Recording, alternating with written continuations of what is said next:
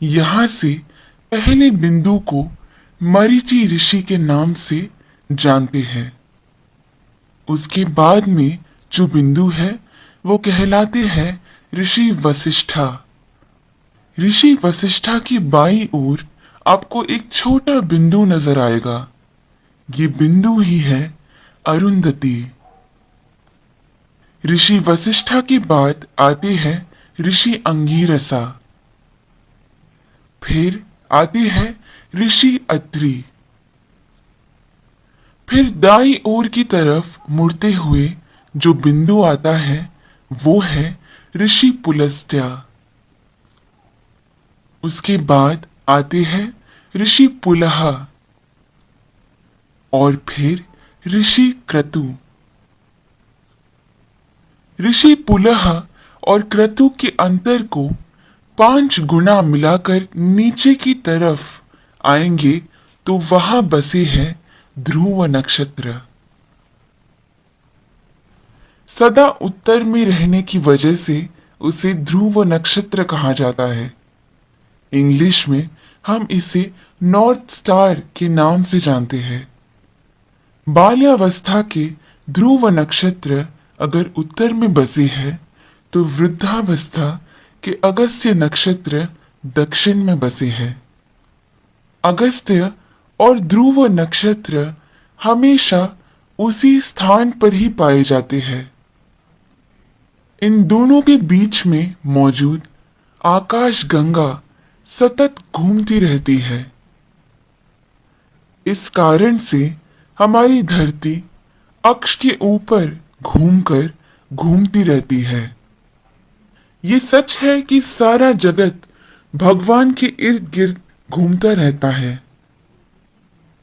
लेकिन वो हमें कभी नजर नहीं आ सकता। भूमि के अनेक कालों में से उसे 4 काल में छांटते हैं। ऊपर नजर आ रहा पीठ के बल सोया हुआ प्रश्न चिन्ह के आकार में बना हुआ सप्त ऋषि मंडल हमें वसंत ऋतु में ठीक ऐसे ही नजर आता है।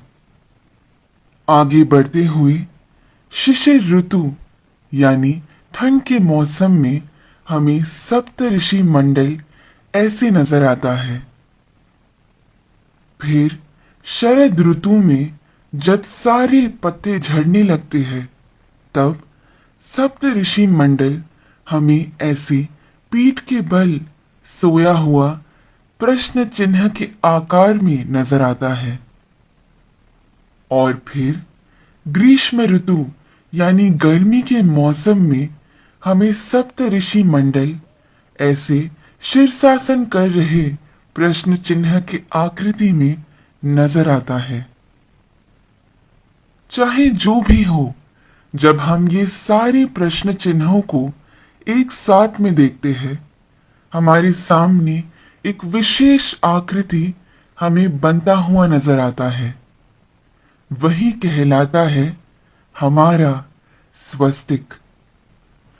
स्वस्थ का मतलब है आरोग्यवान।